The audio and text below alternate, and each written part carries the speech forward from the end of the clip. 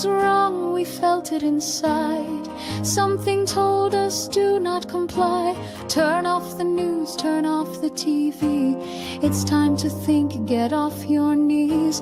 We tried to warn loved ones, oh did we try? We tried to save lives, but we were denied. Sadly we failed and many of them died. We were kicked to the side, we did not hide. We took to the streets, we would not comply. Our conscience told us this was the world's largest lie. At first we were few, but we shortly grew. Melbourne streets saw sights that had never been seen. We fought for our rights, for all to be free.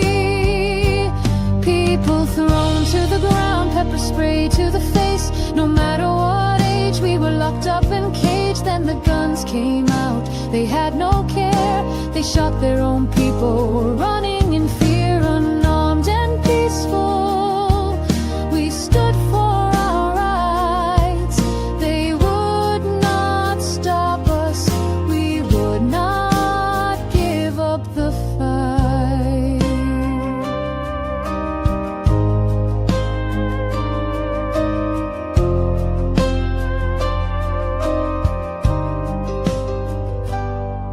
We were locked out of cafes, our families withdrew. No Christmas, no birthdays, no celebrations we knew. We were germs, enemies, a danger to you.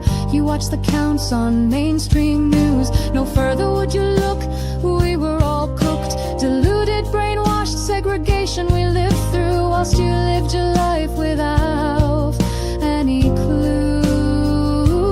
People thrown to the ground, pepper spray to the face. No matter what age, we were locked up and caged. Then the guns came out, they had no care. They shot their own people, running in fear, unarmed and peaceful.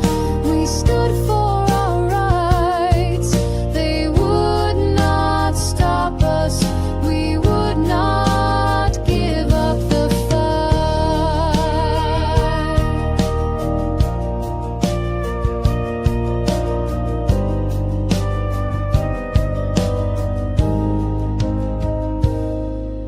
Something was wrong, we felt it inside.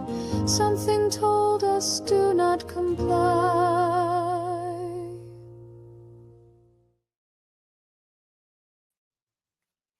Good evening. It's Donna from Mantra Moments. I hope you're all well this evening. It's been a rough few days, I tell you. So I'm more than excited to be introducing Maree tonight.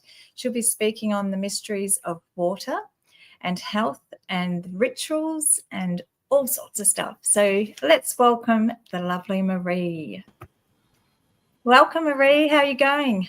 Thanks, Donna. Yeah, great. I'm looking forward to just having a nice chat about this subject, which is fascinating.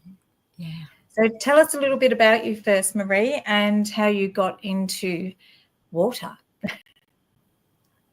Well, I guess most of my life has been spent in research, information research. That was pretty much most of my career. Started off in teaching and then went into library, and I've just always been fascinated with everything. So it was a perfect place to be. And I was training students on how to research at the end of my career. So that career anyway. I'm just a very curious person, I think, and that's what led me to water. Mind you, my name in French is the sea, so it's probably my name. Yeah, and wow. I grew up by the beach. I've been near water most of my life, and it's just the best thing. It's okay. the best. So tell us a bit about water. Well, I guess years ago when I was living near the bay, I used to go walking on the beach. So I'm just going to say this story because I think it's relevant to where I've been and why I got interested in water. And I'd be walking along near the water's edge, and I noticed these sparkles on the water as I looked towards the north with the sun hitting the water. And it just lit me up so much that I had to find out what was going on. And when I turned and went in the other direction, away from the sun, and I looked at the waves, I noticed that the waves were like curly, and there was, it's really fascinating if you look at, when you really look at it, they look like they were gel, like jelly. If you look at a wave from a certain perspective, it looks jelly-ish. So that was curious. I thought water was always just runny liquid, but this looks like gel. And then when I looked at the light on the water, and looked into the water, you could see all these they look like neurons, And I thought that looks like what I imagine goes on in the brain. Oh, so right. I was fascinated with it. And even the markings in the sand, the ripples in the sand, I thought that kind of looks a bit like, the physical structure of the brain. And I was like, what's going on? How old were you then? Were you an adult or a child? No, I was an adult. Okay. I loved the water as a child. Yes. But that whole experience just started something, and I thought, I need to know more about this. And so I kept looking on, the internet for water and sunlight and gel, and I thought someone must have already discovered this and have a theory around it, because it wasn't just that, it's the zone that I was in. The zone is so calm and peaceful that it felt like it just freed my mind, opened it up, and took me into almost like a meditative state. So, yeah, I went on this mission to look for books, and I came across Masaru Emoto's work on the crystals and the snowflakes, and that was fascinating. And I think it went from there. I just bought as many books as I could find on water, sunlight, water and sunlight, spiritual water, the spiritual source of water. I was putting in everything I could find in the searches. So that's how I got started. Long story, but pretty key in my fascination with water. So what did you discover? Tell us all about it. Wow, so much. I hope I've got enough time to cover some of it.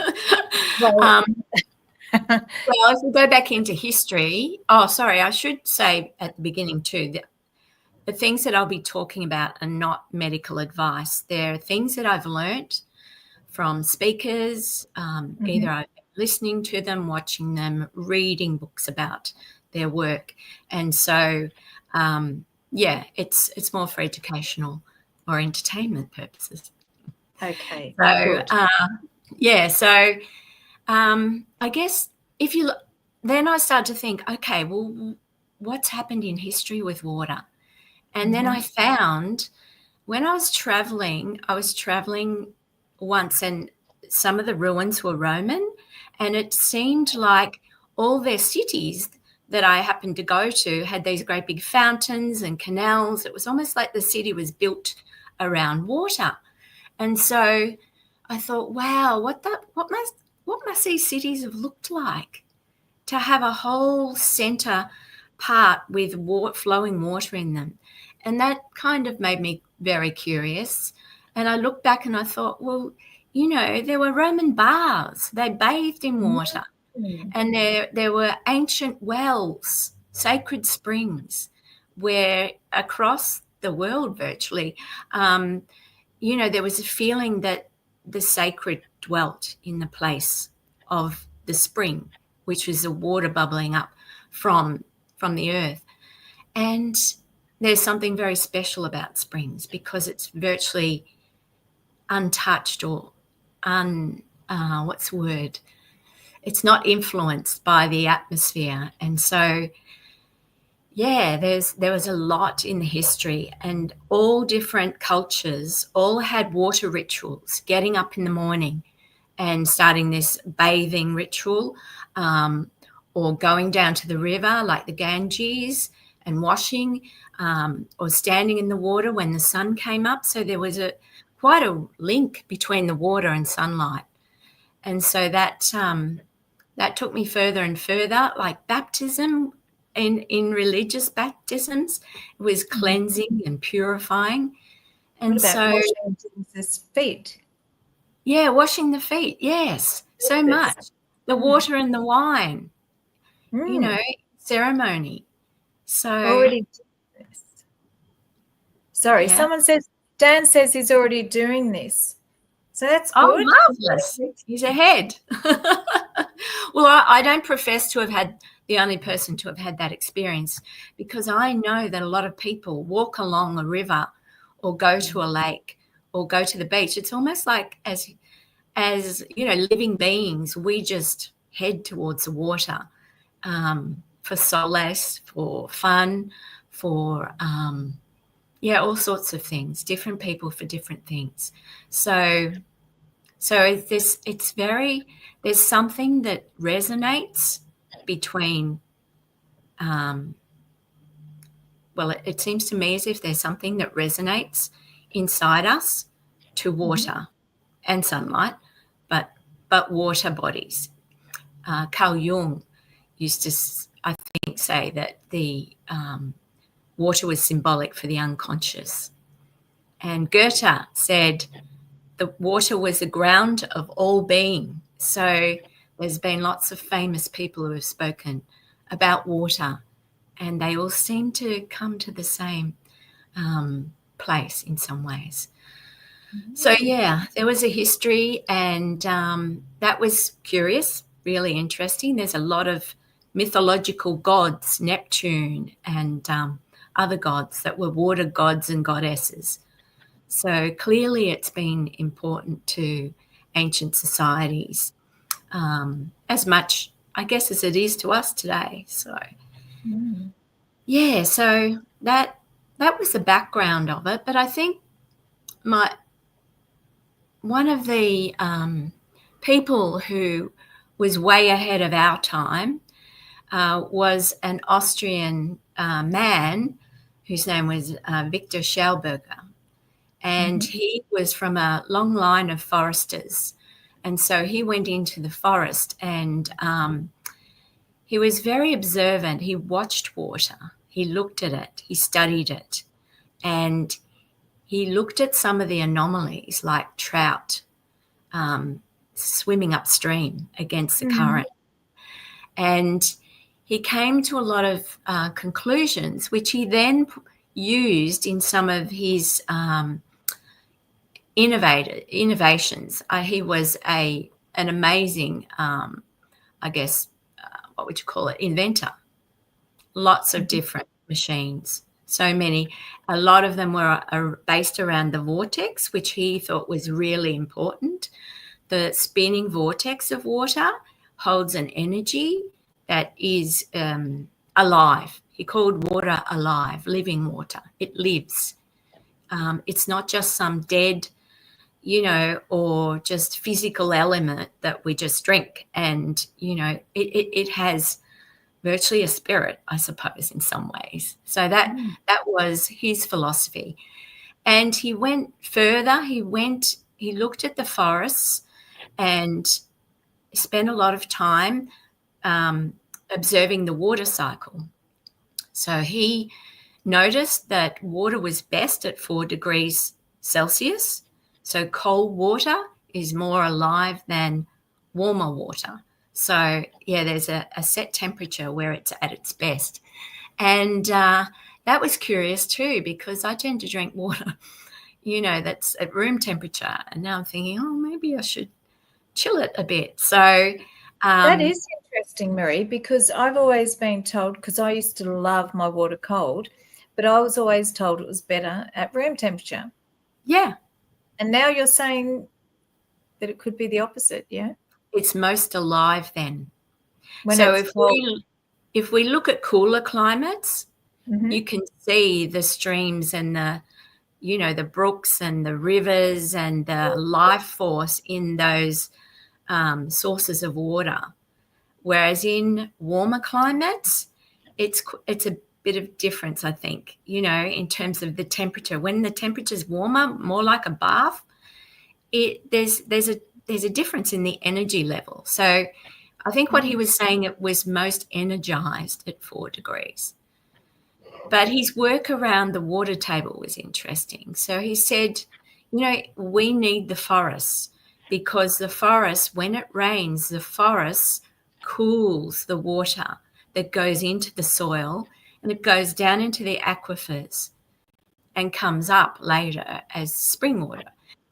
But if the trees are cleared, and I didn't really know, the details of this particular process, he said if there are no trees, the water goes down and it acts differently. It doesn't seep into the soil. It runs across like that and evaporates. So it doesn't get the nutrition, the density, the life force that comes with going down into the soil. And it's like a half cycle, he called it. Goes straight up into the clouds and comes down as rain, up in the clouds, rain, up in the clouds, rain. So it creates flooding. And I think we see that now with our concrete jungles, how flood prone it's not perhaps just where the height of where you live. It's also the amount of trees that are around and at the surfaces where water can't get through. So that cycle is stopped. And instead of getting lovely spring water, of course, we get floodplains, presumably. And that was really interesting, I thought. And the other thing that he talked about was our pipes, our water pipes. Yes. Water needs to curve. It doesn't go in a straight line. If you look at the planet and the rivers on the surface of the planet, they're all curving, wavy lines. And our pipes are straight.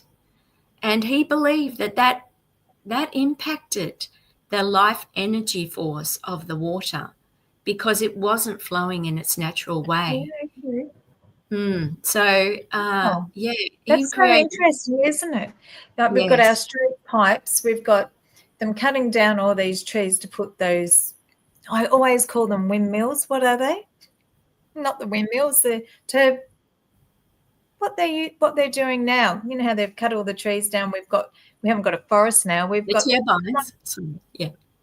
Yes, Was that thank you. Oh, Yes. Just popped out. Yes. Yes. Well, of course, I wonder about those because are they then drying up the land as well? Like, yes, that's what I mean. When you were saying that before, I'm thinking, that if they're taking all our trees, could that be causing? Yeah, that's sad, isn't it? When it's cut through forests and and then wind turbines, you can imagine the disruption, I suppose, to the living water. So, so there was a history that I never knew about around water, bathing rituals. I knew a little bit about that, but also his work was never really promoted. In fact, it was like a lot of people ahead of his time. It wasn't really recognised, and his works, his prototypes, were all ended up being. I think he was like one of those other geniuses who died, a bit broken from the fact that that all his prototypes had just. Well, we don't know what quite happened to them, but he didn't have them at the end of life, from what I read. So, yes, that's a long story in itself, and there's some very good work done on that. So, So that was one aspect of it, the actual access to water and how that there are, barriers to that, to living water now. And so, and there are a lot of devices, I think, that are coming out on the market that help with the vortexing. I've got one called an analemma wand that I use sometimes in my... Body? It's called an analemma wand. Right. Yeah. I've not heard of that. Yeah, it's quite interesting if you look it up. It's ANNALEMA, I think. But yeah, it's curious. It vortexes the water. And there are other types of machines and that can do that too. So then I also came across the work of a doctor called Dr. Batman Gelich, I think his name was. I'm not sure if he's still alive or not. But so this is more the health aspect. Yes. And the water in the body again. He was very concerned about the amount of dehydration that people, but that the bodies of people actually go through before there's, problems. So he virtually said a lot of us are just living in dehydrated states.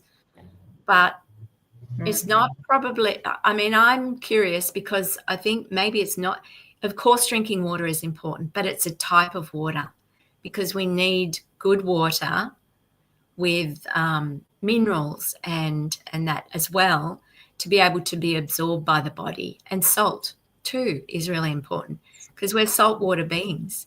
And so, I think we're about, they say about 60 to 80% for a newborn, 60% as you get older. But Veda Justin, who we'll talk about in a minute, she said, I love her. Yeah, she is. And I want to really talk about her because she's been a major influence. She talks about water at the molecular level. Right. As being about 99%. And I guess in some ways our makeup matches the sea because sea is water with salt. And so are we. We're water with salt. And that's plasma, which is in our body, which is part of our blood. Goodness. We can talk about plasma a little bit later, but I'll just get back to Dr. Bachman Hellich. Okay. He said that a lot of pain is dehydration. Unless it's from disease or injury, it's likely that your body is crying out for water through pain. And so, I guess what I will try the next time I do it, and I've done this sometimes when I've got a headache, I drink water instead of taking something for it. And it does actually often disappear. I'm not saying all of them do. But do you have to drink a lot or just a glass, do you think? I don't know. I just drink a couple of glasses until I feel like I'm hydrated again. So yeah. Okay. So and he also talked about, yes, you can drink too much water. Yes, you can. Absolutely. Yes. And those people I worked with a lady that used to almost drown herself. We had to stop her. Yeah. It seems like it's more quality than quantity. Yes. You do need to maintain your water balance in your body. And I guess everybody may have a different level depending on where they are in the hydration cycle. So it's given me a lot of thought because he also, the doctor also spoke about the lungs and how, the alveoli are like grapes in our lungs. And if we get dehydrated, and the water, starts to dehydrate from our lungs, they can be like raisins. And so he associated asthma with a lack of water. Now, that's curious in itself. So I'm not saying take water for an asthma attack, definitely not. But perhaps more hydration might have an impact on episodes because he says histamine is what maintains water in the body. So he said it's turned on and off by water, histamine. So sneezing and things like that, allergies, I just wonder whether, water has something to do with that. So he treated a lot of people with water. He has a book called The Body's Many Cries for Water, which might be worth looking for people who are interested in, just exploring that part of water. What was it called again, Maree? The Body's Many Cries for Water. The Body's Many Cries for Water. Yeah. It documents his experience with water and the body. So yeah. Many cries of water. Tell me if I'm going too deep or too fast. The Body's Many Cries of Water. Was that right? Right. Yes, that is, yes. And I guess it's possible that you could flood the body with water. Yes. Sometimes, if you're taking an inappropriate amount. Diane saying that her mother had to measure her water. Yeah. Possibility of drowning. Yeah. Right, yes. And that's where salt is quite important, that you need the minerals as well as just the water. So it would depend also on your water source. And we know that water's been denatured a lot. I mean, these days it's got, often got fluoride, and now they're saying PFAS and bromine and all these rather toxic substances in it. So it is, well, I feel it's kind of, for me, it's important to get a good water filter. Yes. Yeah. So let's talk about Veda. Yes. Wow. The work that Veda Austin, who is a New Zealand lady. Can I just ask, did you do a course with her? Yes, I did. Yes. Yeah, I thought so. And I couldn't not do a course with her. When I started looking into her work, I was fascinated. Now, she's on Instagram, she's on Facebook, and she's had multiple podcasts that I've listened to. So it's quite easy to access her work through any of those sources. But it's wonderful to see her images. And I wished I could have had some with me, but I don't have the copyright over her images. So I didn't want to, not to use anything that wasn't mine to show. It's her work, and I respect that. But this lady, wow, wow. I don't even know where to start with her. She's amazing. She had a very bad accident, like a critical accident, and I'll let her tell her story in the podcast. She often refers to it. But that led her to taking spring water. And in New Zealand, the spring water is just beautiful there, as it is in some of our springs here. But we don't perhaps have as much access to those. I don't know whether it was Emoto's work in studying under the microscope, but she started this process of partly freezing water and then looking at the images in the ice that formed. So she's like the ice water goddess, I think. And so she's got a particular technique for that. She may have shared it in podcasts, I'm not sure. But it's amazing, the images that come out. So she's documented so many thousands of images. She would put words under the dish of water for 30 seconds. She would put images under. She would say something. She would play music. She would put it beside her bed and see if it reflected any dreaming. She has done the most amazing things. Has, hasn't it? It has actually reflected dreaming, and the images are startling. And now she's got this whole body of people who are doing the experiments too. So there's thousands and thousands of images that are showing certain types of images actually have certain types of meaning. So she's virtually been able to construct a whole vocabulary around water, and she calls those hydroglyphs. Yes. So certain types of fern images will always be in spring water, and other types of images show consistently that they're linked to communication in some way or another. And these hydroglyphs are amazing. I've got a book, her first book, which shows all the patterns of them.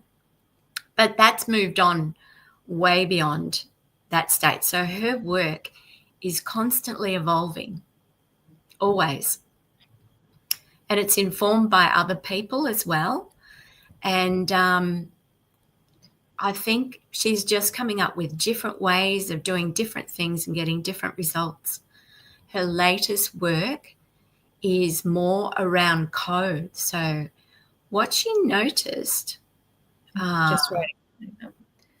Yeah, please, ask me any questions. No, just putting her name in. I'm just putting her name in. Is it Austin? Yes, Veda. Yeah. Sorry, go on.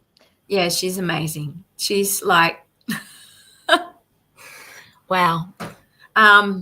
Even just listening to her, she makes so much sense of everything. I'm awestruck by I can see how she talks about water, the spiritual nature of it. It's amazing. And, strangely enough, I was getting out of the shower this morning and I had this thought, like, is it the water within us that dances to music?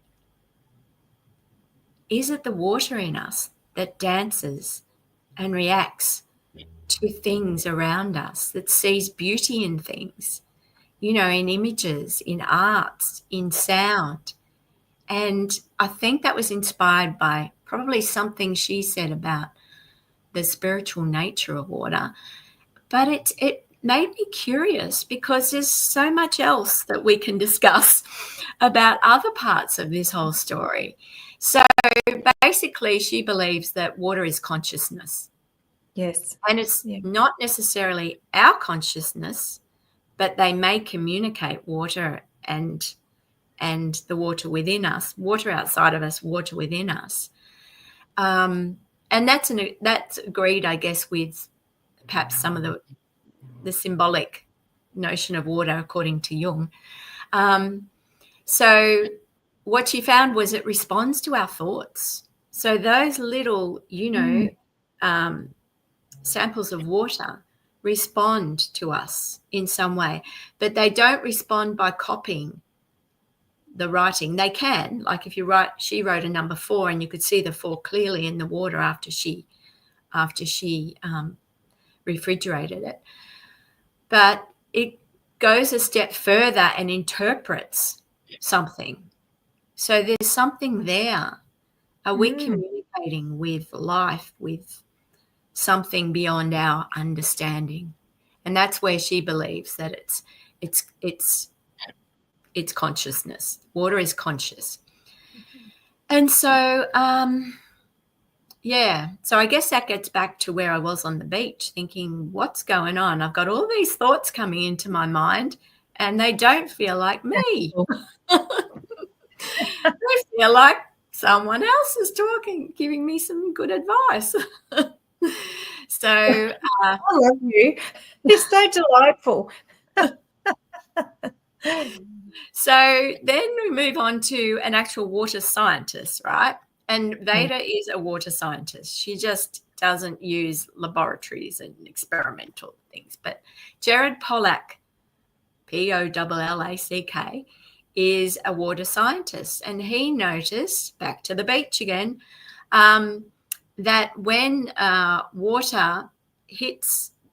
when sunlight hits the water, the particles become what he called the 4th phase of water, which means they're supercharged in some way. So there's some chemistry around this, and I'm not great with positive and negative electrons and things like that. But it's when a body of water meets what he calls a hydrophilic surface, maybe like sand, there is a positive and negative charge.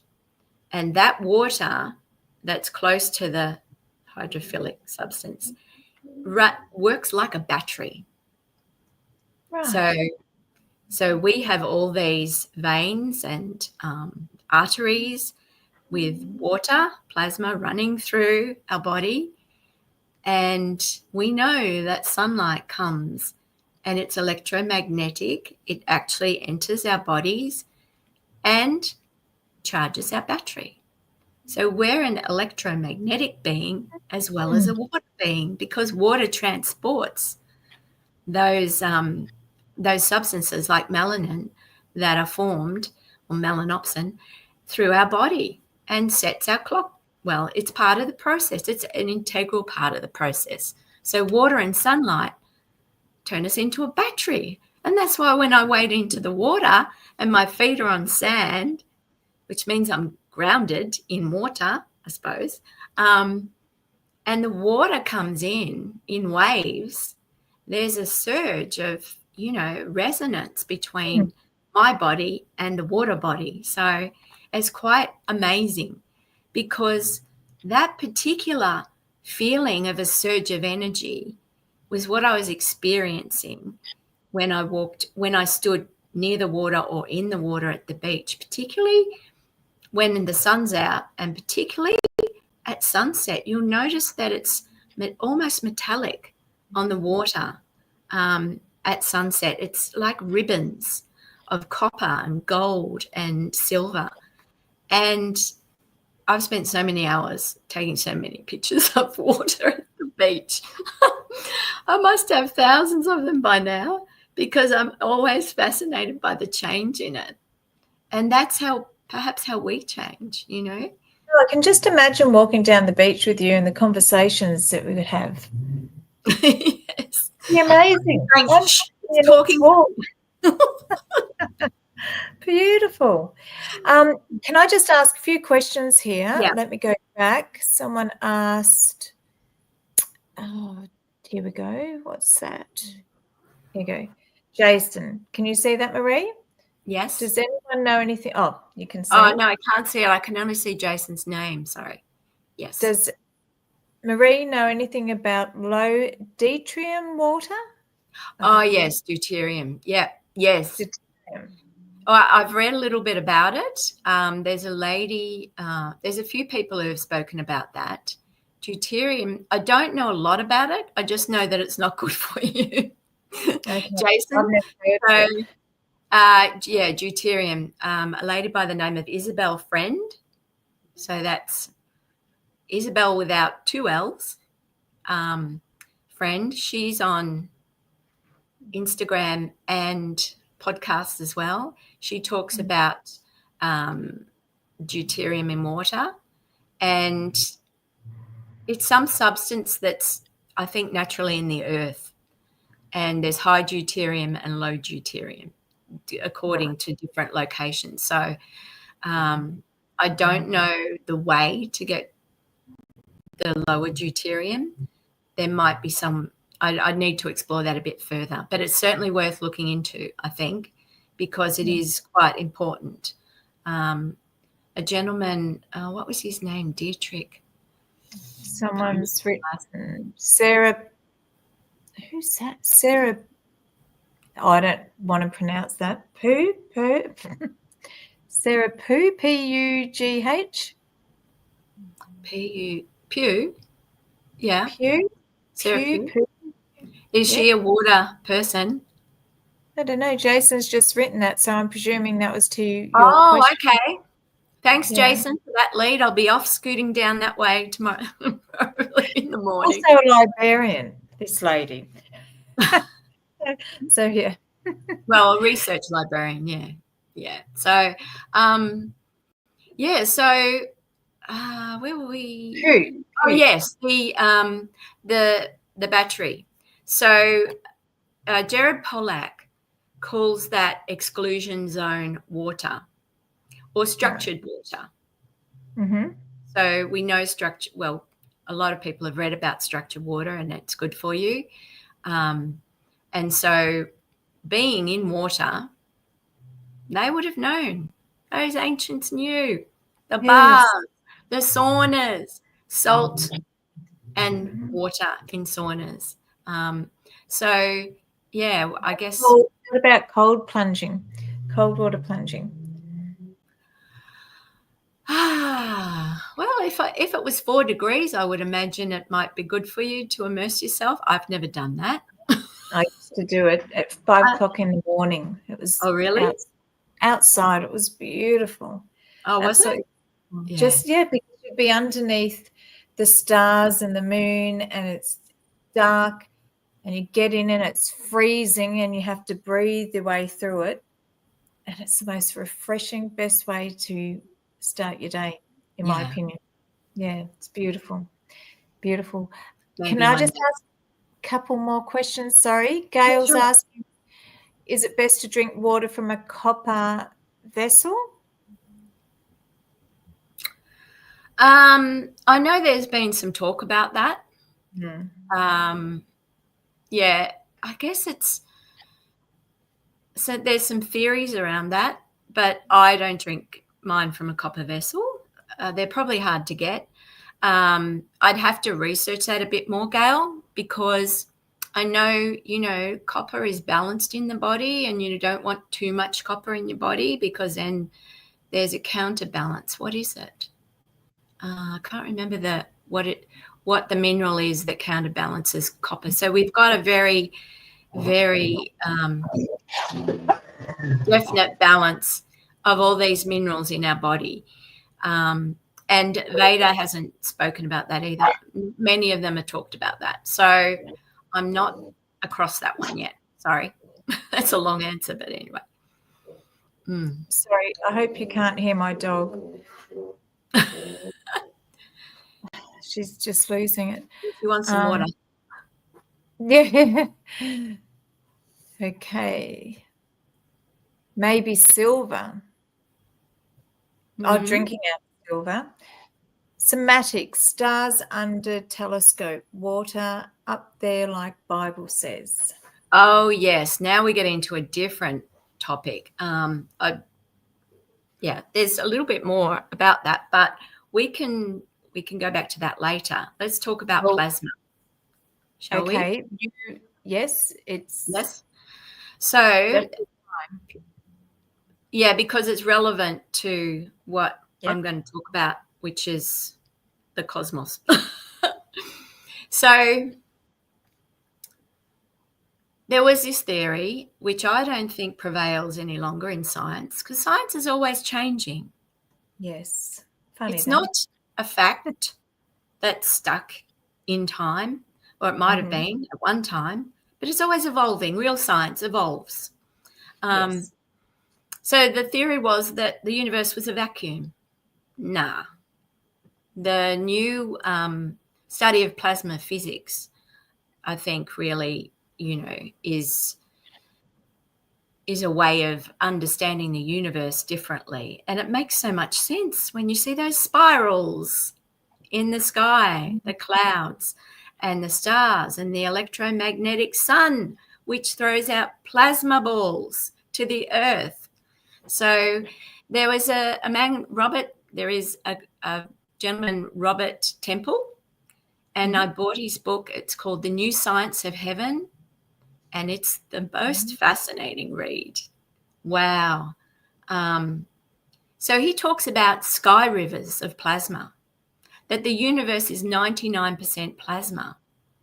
Now, it's not plasma like in our blood, in our bodies, or even in the oceans. It's gas. So they're great big gaseous clouds. And it's interesting, when plasma was first discovered by a man called William Crookes. He called it radiant matter. That is, radiant to me suggests sunlight, radiance. And then it was changed. The name was changed later on. It's fascinating because this gas cloud, if you think of sky rivers and all the stars being formed by plasma in the universe, then it's almost, I wonder whether lots of people wonder whether our bodies are reflecting what's going on in the universe. So yes, there's gas clouds of plasma which hold dust. So positive and negative ions. I think they're mainly positive. I don't know. But these plasma clouds are a little bit like our plasma in our blood that has salt in it and ions and proteins and all these other substances in it. So when we look up the sky, are we looking at these rivers of plasma and getting that same feeling of resonance that we get with water? It's fascinating. He talks also about lightning. Lightning's plasma. I didn't know that. Go figure. No? Yeah. Put your hand, here we go. Here's a good link. You know those plasma balls? Yes, You know, yes. what happens when you put your hand on it? Yes. Lightning. So we're electromagnetic. The universe is electromagnetic. The sun throws us plasma. It creates beautiful auroras at both ends of the poles. And there's an amazing correspondence there. I think that, time will tell, but there'll be more coming out about that, I would think, in science as they learn more. Yes. And more theories evolve. So, so Temple says that plasma can be a gas, a liquid, a solid, or a crystal. Which is salt, crystal as well. So, and he also has this amazing theory which struck me. He said, and it's about death, right? He said, when the body leaves, it's possible that the plasma escapes, in like a gas, and the water leaves the body because the body then dehydrates. So he said, is that it's been reported in near-death experiences. There's like a puff or something that leaves the body, right? He believes we're plasma beings, and our consciousness is held in plasma. And so it's the plasma that goes on, our consciousness, and may come back again, experience something else, or may go somewhere else. So he doesn't believe there's death in the actual, in reality. He believes our consciousness leaves through the plasma, the gaseous plasma, that whatever, or it leaves in the water, perhaps. So, and I think it was Veda who said that when someone is created, a lot of the ashes are salt. So again, there's this link here between dust to dust, ashes to ashes, dust, cosmic dust, ashes, salt ashes. Who knows? But it's all really amazing. I love to think of it as a whole. It's beautiful. So, Maree, you've got 6 minutes. You've got 6 minutes. Okay. So the other things, I guess, that I was going to talk about was Harvey Bigelsen. That's Bigelsen.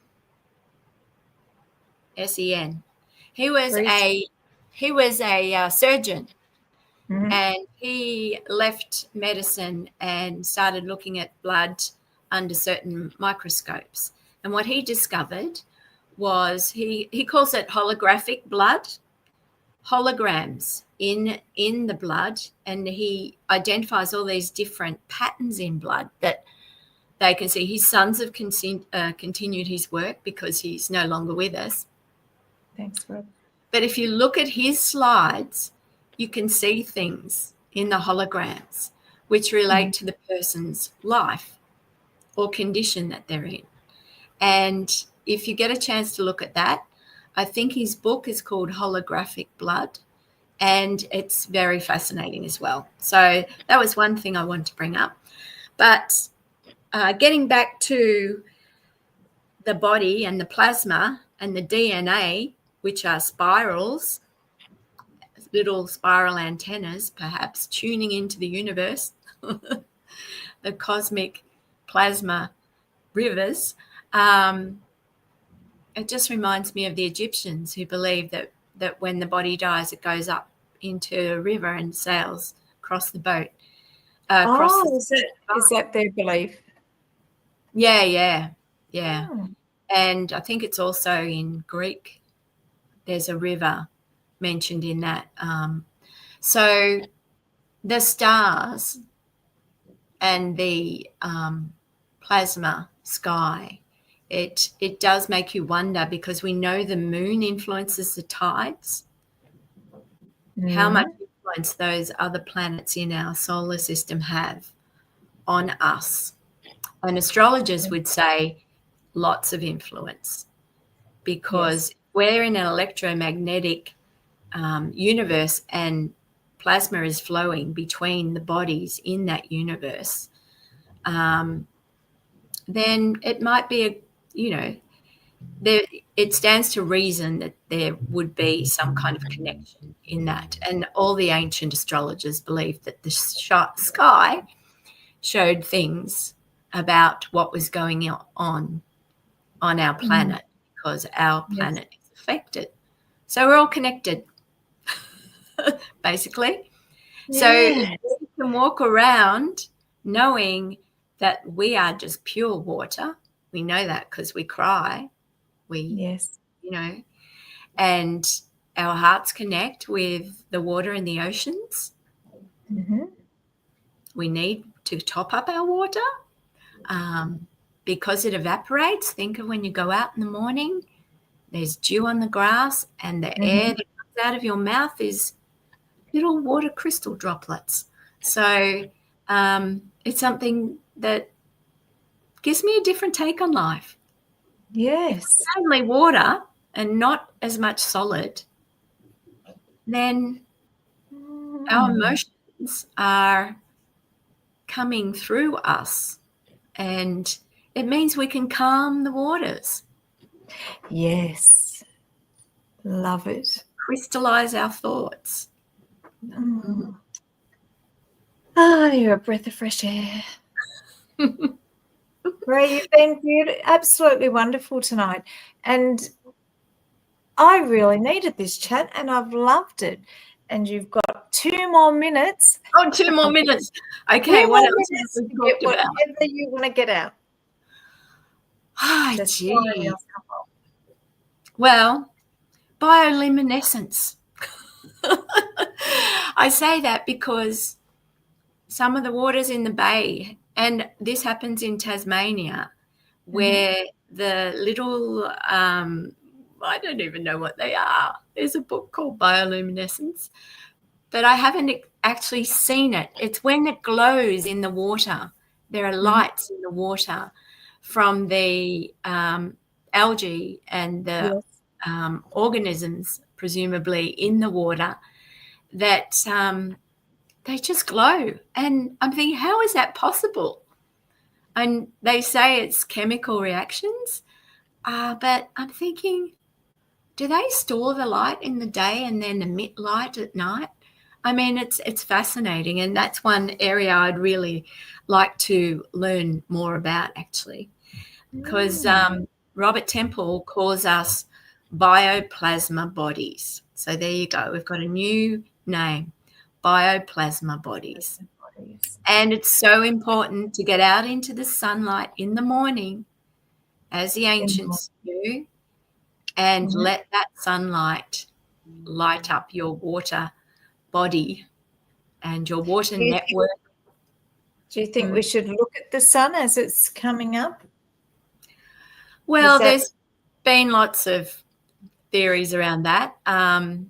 they say the first few minutes is okay when it's infrared. So infrared is a wonderful time. It's in the first couple of hour or two of the day, after sunrise, and at the end of the day. And we look at the sun at the end of the day often, don't we, when it's setting? So I'm not quite sure around the medical concept of looking at the sun. They say don't look at the sun. But, of course, you wouldn't look at the sun outside of those hours. But it is important for your eyes to be exposed to the light because they're water. Yes. And they take in the environment and communicate with the brain. And Jack Kruse, who was also, he's a physicist and was a surgeon, neurosurgeon, has a lot to say about water and sunlight together. And I think that in itself, the sunlight and the electromagnetic body is something that would be definitely worth exploring more about how important sunlight is. Wonderful. All right. Just quickly, actually, it's sound in water, Carrie says. So sound in water? Maybe that's when you were talking before about the light in the water. Oh, it's sound in water. Is it? Bioluminescence? I'm not sure that maybe that's what Carrie's talking about, but we'll have to finish up. Anyway, sorry. Maree, it's been a delight, as I said, and someone's actually said, Frank said, relaxing episode, and it has been. It was the best episode I could have had on tonight. Thank you. Beautiful. And, I find it fascinating. So I'll be looking up some of the things that were mentioned tonight when I finish for tomorrow. Beautiful. Thank you for having me on. It's been great to honour the water by bringing it into our consciousness. And thanks to everyone who's here listening. Enjoy your Have next a lovely evening. Love you. Love you too. Bye.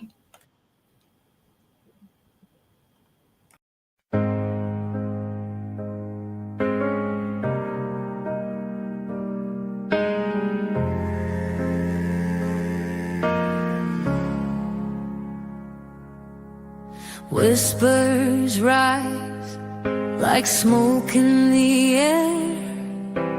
Everyone's talking, but nobody dares. Lost in confusion, but who